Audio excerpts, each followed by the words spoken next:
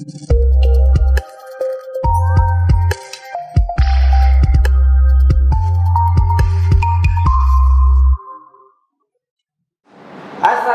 warahmatullahi wabarakatuh. Baik pemirsa, berjumpa lagi bersama saya di program yang dirindukan, ya, Gilmani Podcast. Baik, pada kesempatan kali ini tema perbincangan kita yaitu kiat orang tua mendidik anak berprestasi. Nah, sudah bersama kita salah satu wali santri SDIT Gilmani Surabaya dan juga santri berprestasi SDIT Gilmani Surabaya. Yuk kita sapa beliau. Assalamualaikum Umi, assalamualaikum Mbak. Ya, baik. Gimana kabarnya ini? Alhamdulillah baik, Ustaz. Alhamdulillah baik. Ini tadi dari rumah atau dari mana ini, Mbak? Dari rumah. Dari rumah langsung ke sini ya. Iya. Ini siang-siang begini ya, siang-siang begini panas gitu ya di jalanan ya. Baik, ini Mbak Yasmin. Kalau ini mungkin pemirsa di rumah belum kenal ini ya. Nama lengkapnya ini siapa ini, Mbak Yasmin? Mungkin diperkenalkan sama pemirsa yang di rumah. Nama saya Yasmin Syakira Ribi. Siapa? Yasmin Syakira Ribi. Oh, Yasmin Syakira Ribi.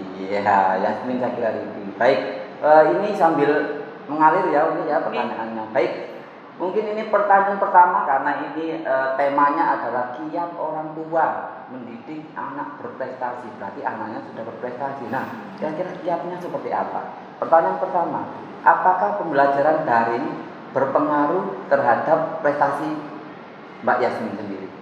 Nah, pembelajaran daring yang seperti ini Terus terang aja memang agak berpengaruh. agak berpengaruh ya. Soalnya untuk daring ini nggak secara langsung tatap muka, jadi kurang efektif kalau kayak gitu ya.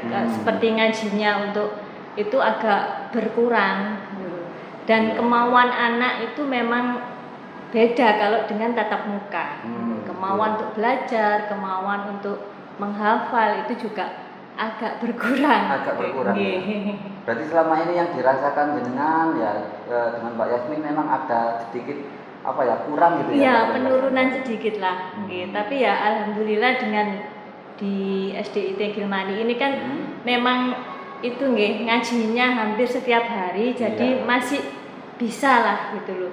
Memang ada penurunan sedikit tapi masih bisa ya toleransi. Iya, memang kalau keadaan seperti ini kan kita tidak bisa menuntut semuanya sempurna ya, nggak bisa kayak yang dulu yang bertatap muka langsung dengan satu salahnya gitu ya. Baik, Mbak Yasmin ini pernah menjadi finalis matematika ya di kejuaraan yang diselenggarakan oleh KPN ya. Nah, pemenang lomba tahfidz dan tartil juga.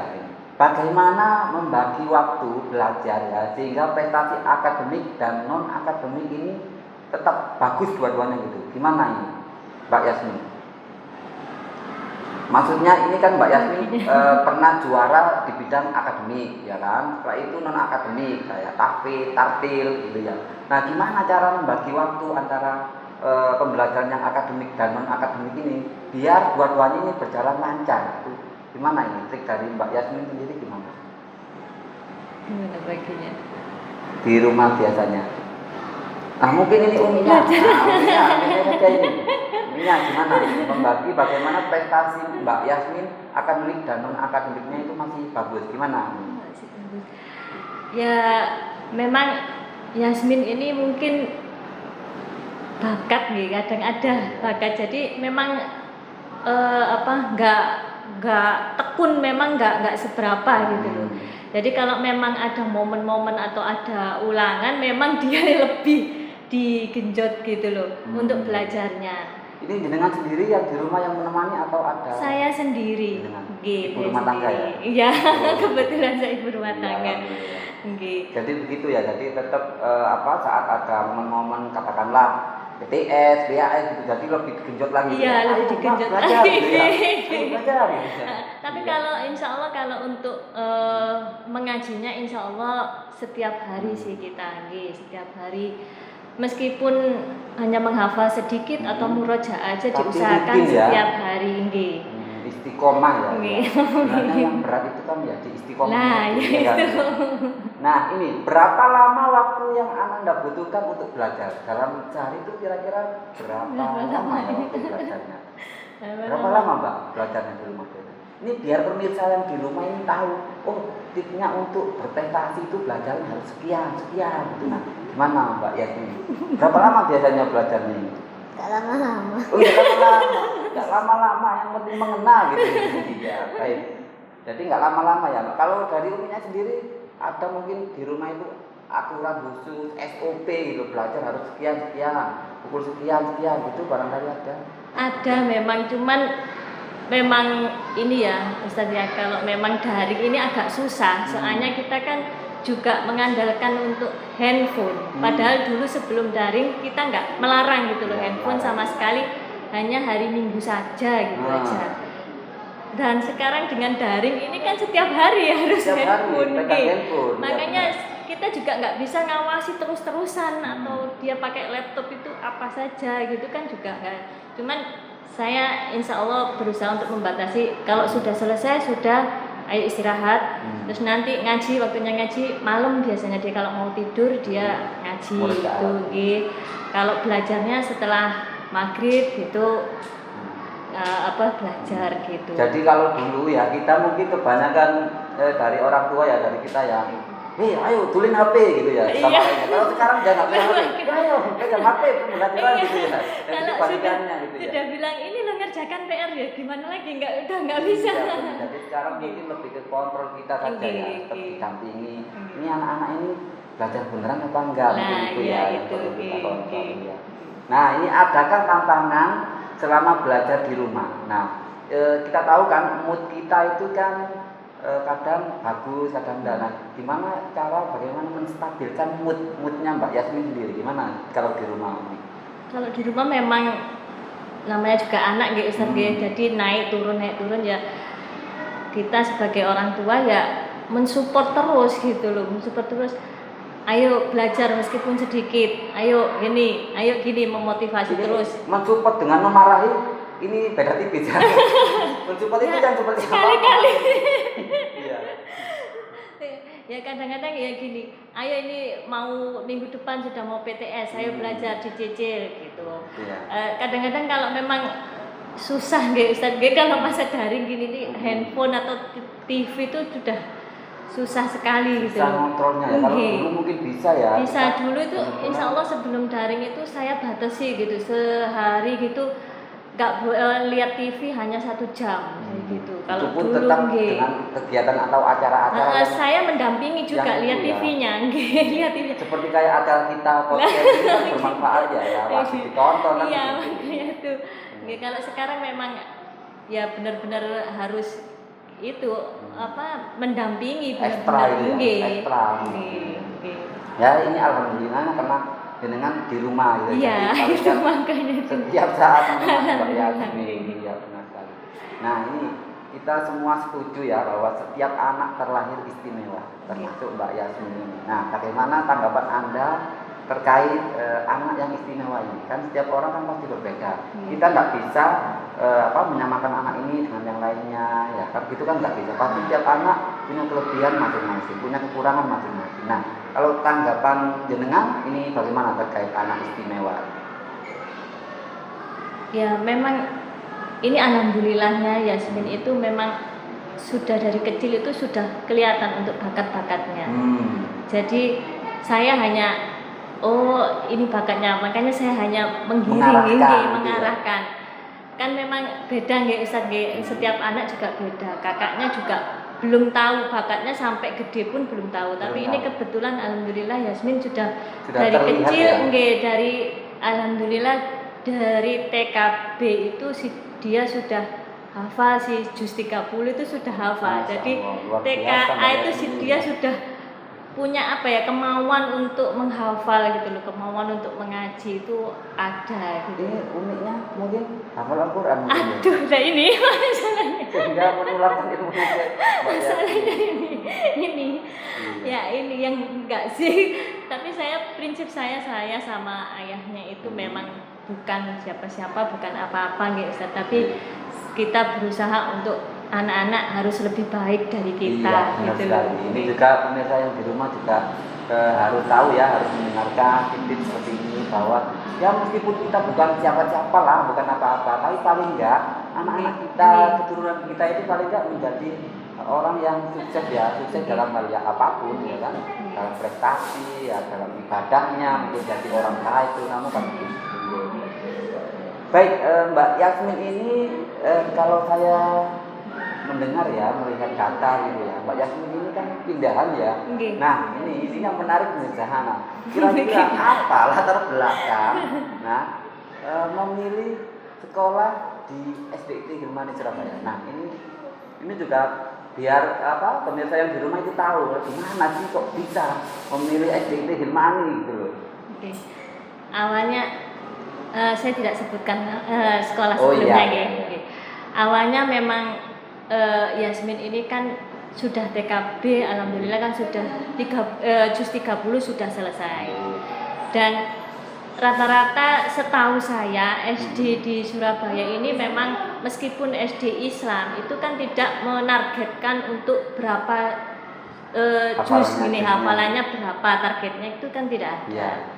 Sedangkan Yasmin sudah saya daftarkan ke sekolah sebelumnya itu kelas 1 mengulang lagi juz 30. Kemudian kelas 2 dia harus mengulang lagi. Meskipun juz 30 meskipun dia menginjak ke juz 29 itu pun cuman memang karena tidak ada target jadinya ya sebentar ya Yasmin tunggu yang lainnya.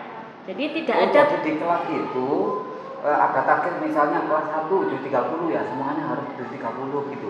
Iya, itu pun sampai nggak ada. Makanya itu di sekolah sebelumnya nggak ada target untuk lulus ini itu berapa juz itu nggak ada. Tapi memang saya lihat kebanyakan memang SD Islam terutama di Surabaya memang banyak yang tidak ada target, gitu kan. Sedangkan anaknya itu sudah kelas 2 itu sudah merasa bosan untuk mengulang lagi gitu ya. Padahal kalau mengaji itu ya enggak masalah ya, Mbak. Berapa kali pun ya. Cuman dia kan sudah punya kemauan, punya aku harus ini lanjut lagi. Tapi ternyata terhambat gitu dengan itu. Soalnya dengan teman-temannya juga kan harus mengikuti. Dengan aturan tadi itu ya. Kelas 3 pun dia masih juz 29 itu ya nggak seberapa. Dan akhirnya kok lama-kelamaan saya sama ayahnya kok kalau gini terus ya kasihan anaknya juga nggak bisa berkembang. Sudah semangatnya eman. Eman. Habis itu memang dia sebelumnya memang juga ikut sudah ikut lomba tahfiz waktu itu di sekolah sebelumnya. Itu pun kalau lomba-lomba di sekolah-sekolah memang juz 30 memang masih juz 30. Dia harus ngulang lagi, dia harus murojaah lagi. Habis itu setelah kelas 3 kita udah mikir ini sudah menginjak ke juz 29 terus juz 1 sudah mulai awal-awal itu. Jadi dia kadang ikut program hafalan di luar sekolah. Ada gitu. Tambahan lagi gitu. Ada tambahan itu Habis itu kita udah mikir kok gini terus kan kasihan anaknya juga nggak bisa berkembang kita gitu. Akhirnya kelas 3 akhir kita cari-cari sekolahan yang sekiranya bisa menampung Yasmin untuk lebih lagi untuk hafalannya.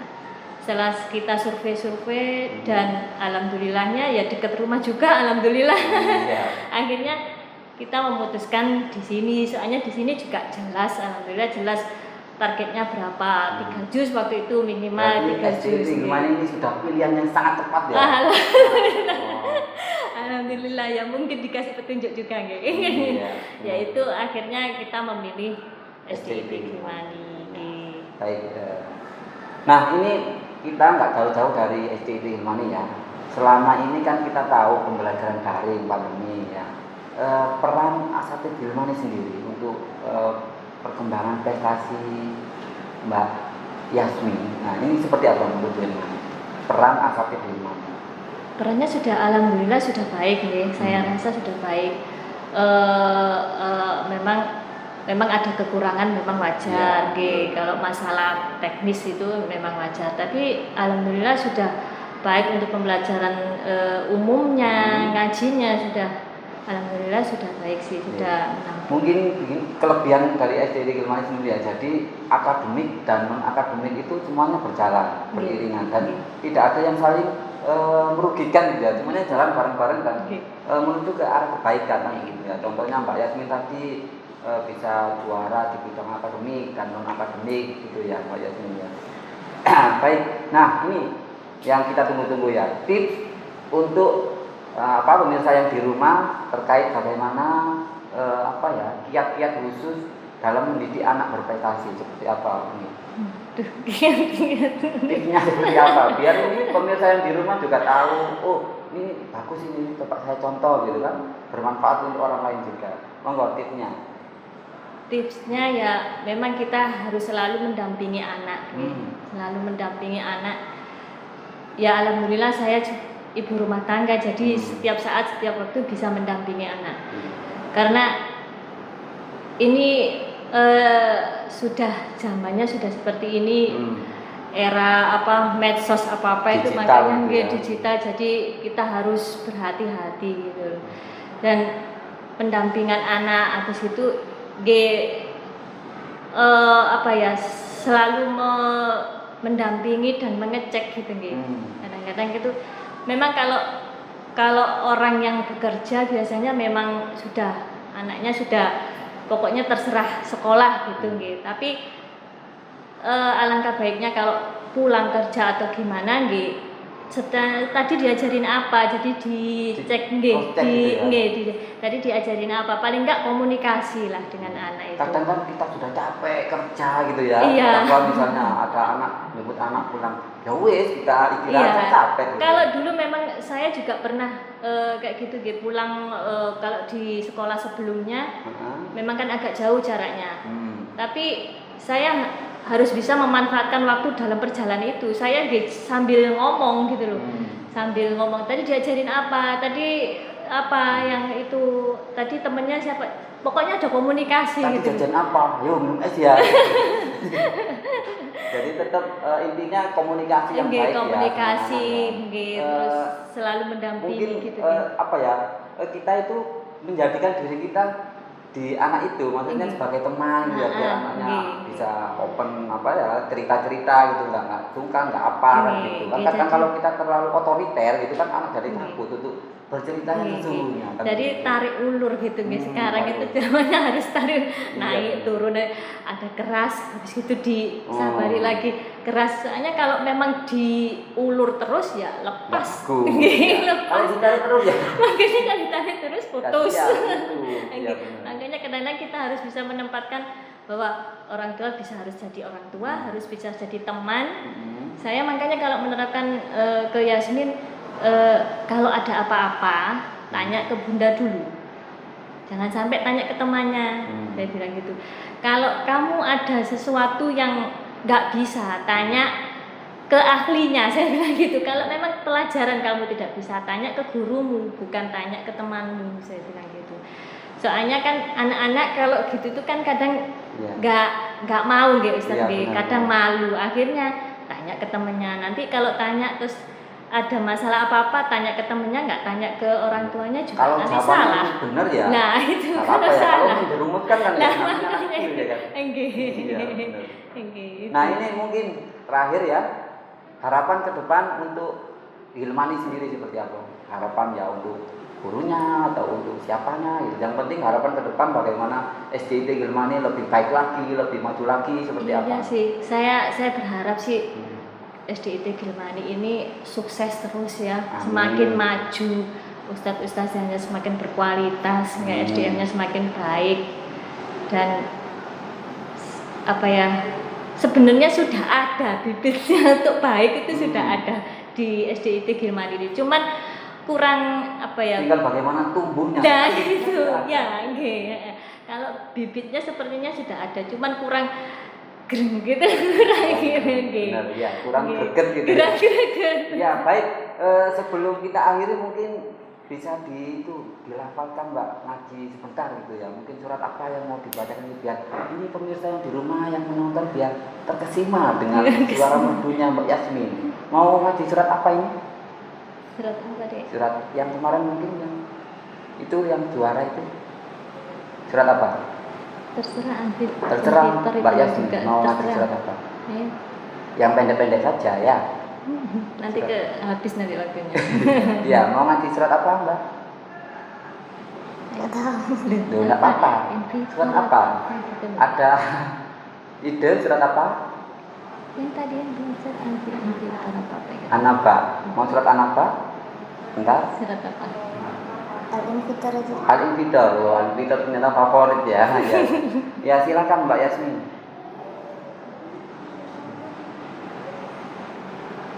A'udzu billahi minasy syaithanir rajim.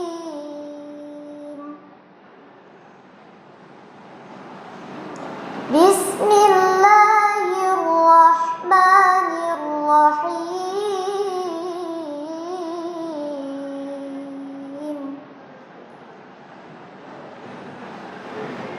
Idzas samaa'u fatarat wa idzal kawakibun tasarat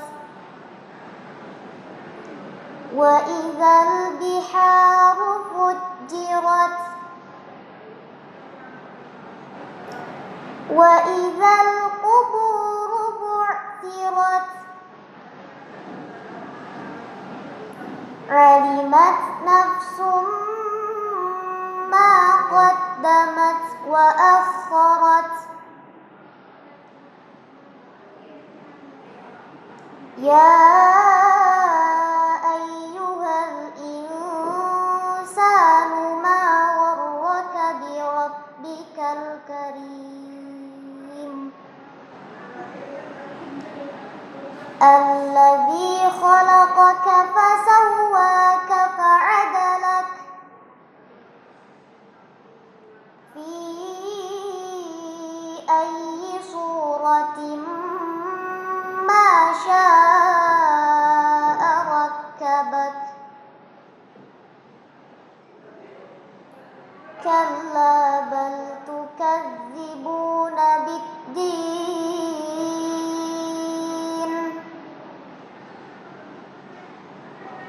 wa inna 'alaikum lahafizin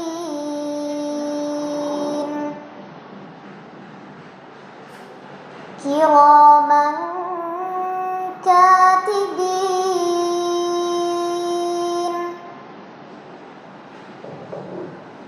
ya'lamuna ma taf'alun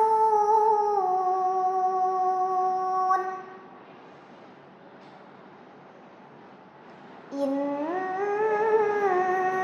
abrara lafi na'im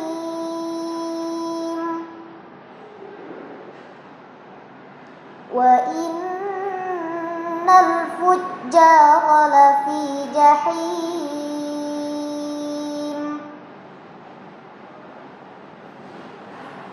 yaslawnaha yawmaddin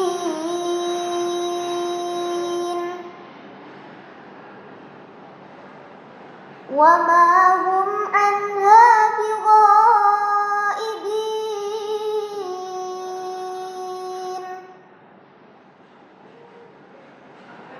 wa ma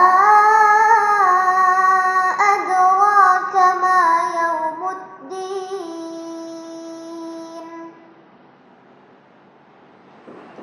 thumma ma adraka ma yawmuddin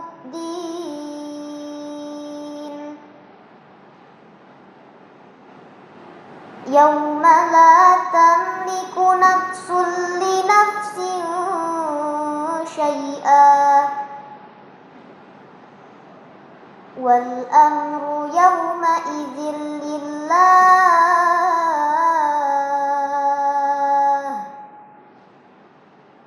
shadaqallahul azim.